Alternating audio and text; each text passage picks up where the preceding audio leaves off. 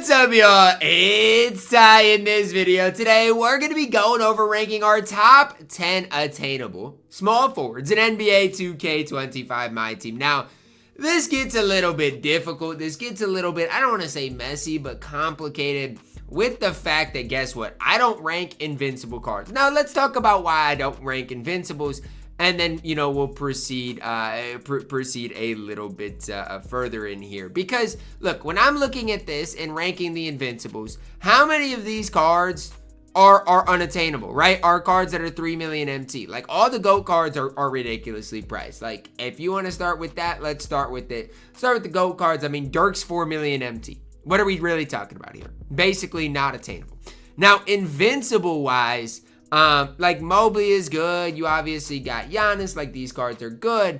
But again, Mobley's over 1 million MT. You look at, the small forwards. You've got, Giannis that's ridiculously expensive. You got all these cards that are ridiculously high in price. So I can't include them just because, again, they are not attainable. Now, again, as far as 100 overalls or below, I am going to include all of them on this list, more so than anything because they are actually attainable. Now, I do want to say when I do this list, the majority of these cards are going to be 100 overall cards, and it is what it is, but it's just for the sole fact that they are the best cards right now that are attainable in the game, and a lot of you guys might have some of these cards from locker codes and stuff like that. Also, do want to mention there's no shooting guards that are going to be featured. So, like, a Dr. J, GOAT Dr. J, he's not going to be featured because guess what? You're going to run him at shooting guard. So, those are just some things to keep in the back of your minds. Okay, as I do do this list, that's kind of the reason behind it. Now, we're going to start off at number 10 with 100 overall Paolo Banchero. Now, I know release-wise it's not the best. I know leaner-wise it's not the best for Paolo. But what I do know is he is 6'10 with a wide player build that's going to get you stops on the court. And at the end of the day, release-wise, it's not the worst. His catch-and-shoot release is relatively smooth, relatively easy to time, easy to green. And again, if you've got Banchero, you've got a, small forward that you can trust on the court for a very long time. Like, he's going to be able to get you stops. He's going to play solid defense. To me, the pros outweigh the cons with Banchero. Now, if I had Banchero on my main account, would he play? I mean, my main account is pretty good, but if I had him on my no money spent, he would be a shoe-in at that small forward position as just a card that can kind of do a little bit of everything. Now, similar to Banchero, we got Danny Manning. Now, I'll pull both the cards up for the sake of this video in comparing them. For Danny Manning, he's 6'10", does a lot of things. Alondes Williams on very quick, does have Pro 2. Movement, not great. But why is he higher than Banchero? Because guess what? He has Pro 2, and he just gives you a little bit more offensively than Paolo Banchero. Banchero's player build is going to be a little bit wider, so again, if you like Banchero more, I'm not going to hate on it. I just think Danny Manning does deserve this very, very, very slight edge here. I like both of these cards. They're 6'10". They're going to play a ton of defense to you. To me, though, it just comes down to, I think, Danny Manning gives you slightly more on the court than a guy like Mr. Paolo Banchero.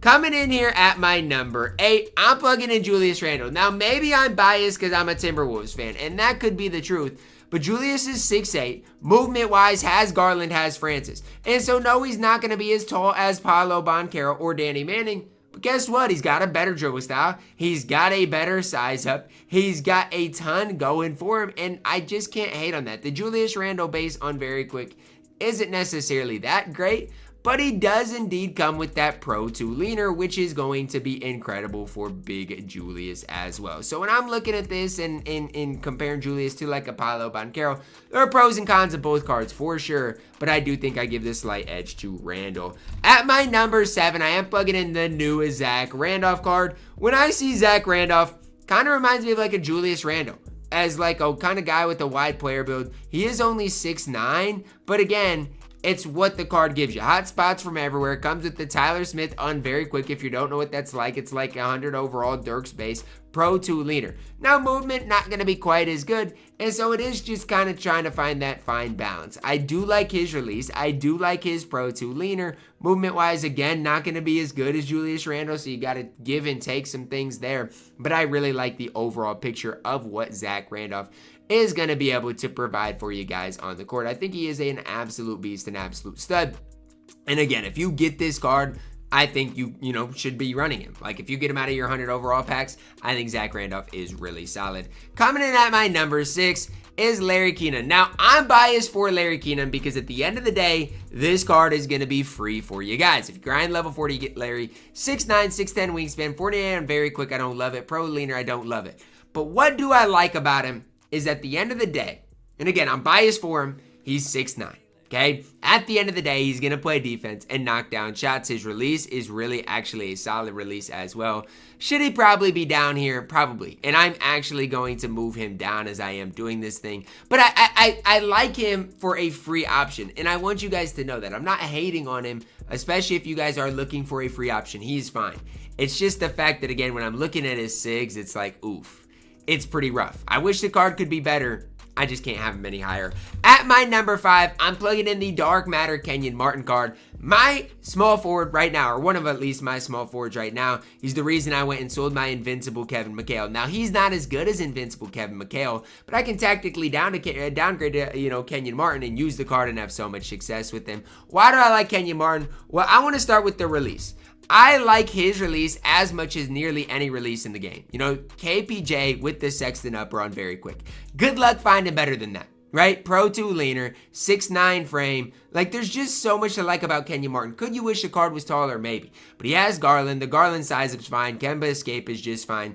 Zion moving crossover is kind of troll. But again, I like overall what Kenyon Martin can provide, not only for me, but for you guys as well on the floor. I think the card is an absolute beast, an absolute stud. And if you are in need of a small forward, should have got Kenyon Martin because the card is really, really solid on the court. Next up at my number 4, we are plugging in 100 overall Kevin Durant. Now, I'm on record for saying I don't love this card. And do I still think that? Do I still agree with that? Yes. But here's the thing about KD. He's 6'10". He's got hot spots forever. The KD leaner is really solid. You combine that with the Garland dribble style. I just think it's really kind of tough for me to hate a ton on KD, given the fact that he does do a lot of these things. Comes with the Francis, the Steph escape, the D-Fox moving crossover. Like, to me, with KD, I got to look deeper than just the catch and shoot release. And I'm on record. I do not love the Kevin Durant release on this game. I haven't all year long. And I'm still the same way. But the fade is good. The dribble sigs are good. His player build is good. You got to look a little bit deeper. And if you got KD, you got a stud at that small forward position. At my number 3, I'm plugging in Josh Smith. I love Josh Smith. And nobody is going to change my mind on it. Like, I really, really, really do like this card. I think he's so good on the court. And I've used him a ton. 6'9", 7-foot wingspan. Hot spots forever. 99s across the board. Andre Drummond on very quick. Pretty smooth. Pro 2 leaner. The problem with Josh Smith that people are going to talk about is his movement. Especially if you compare it to KD. KD movement-wise is going to be way better than Josh Smith. But what does Josh Smith have? He's got the Pro 2 leaner. His catch and shoot release is probably as good as anybody else's on this list. Now, if you compare like Josh Smith to Kenyon Martin, I do like Kenyon Martin's release better, but Josh Smith is 100 overall. So he's going to, get the slightly better animation. Stat-wise, going to be slightly better. So I think it is close between like a Josh Smith, Kenyon Martin. I just slightly lean to Josh Smith. At my number 2, it is the 100 overall LeBron James. I got lucky enough to pack him out of my Pro Pass challenges, and I'm very grateful for that. 6'9", 7-foot wingspan, hotspots forever, 99s across the board. Comes with the Matt Ryan on very quick with the Oscar upper, has that Pro 2, has Garland, has Francis, has that Steph escape, has that D-Fox moving crossover. Similar to KD. He's got all the dribble sigs you can ask for. LeBron James does. At 6'9", again, people can say, oh, well, they wish he, had a better player model player build. To me, I'm not not player model player build. They could wish that he was a little bit taller. But to me, when I'm looking at it for LeBron James, I think the card is really, really solid on the court. And to me, I don't think you can ask too much more of LeBron. I think the card is so elite, and you're getting a really good small forward if you've got LeBron James. Coming in at my number 1, as far as attainable small forwards that you guys can get, it is Dark Matter Michael Beasley. Now, I know what people are saying. Well, Ty, GOAT Michael Beasley's in the game, so I'm not worried about Dark Matter Michael Beasley anymore. That's fine. If you're rich on this game, do what you guys got to do. But I'm telling you right now, Dark Matter Bees can still play for you guys. And he's still got the Michael Beasley on very quick. No, defensively, he's not going to be as good as the GOAT card, right? Anything like that, anything crazy. But I am here to tell you, like, Dark Matter Michael Beasley can still play at a really high level. I've used the card for quite some time. One thing I will say is, I gotta be better with Michael Beasley's Dark Matter release. I feel like I miss way too much with the card and it doesn't make sense. Like, I be missing with the card when he's wide open. But yeah, with the pink diamond bees, I green everything. So it's one of those things, I feel like the more you use Michael Beasley, the better off you're gonna be. And I feel like Beasley came out early for his time. Now, what does that mean? I feel like his release was super quick for his time, but if like you look who's in the game now, we've got so many guys with quick releases that I think Bees is gonna fit right in with your squad. These are my top 10 attainable-ish small forwards in the game. Remember, no invincibles, no GOAT cards featured on this. And as far as like rewards, outside of Larry Kenon, we don't really have any, rewards that you guys can go get, right now as at that small forward position. Obviously, if you grind level 40, you get some solid rewards along the way. But I'm just saying, as far as like attainable rewards right now, we don't really have a whole lot going on. So these are my top 10. Let me know down below in the comments some other guys that I want to mention briefly before I end the video that I like. Like, I like Tim Thomas. I like Vladimir Radmanovich. I really like Joe Smith. I like AK-47, and I even like Elton Brand. So those are some other guys that, could have maybe been featured, but that didn't quite make the cut.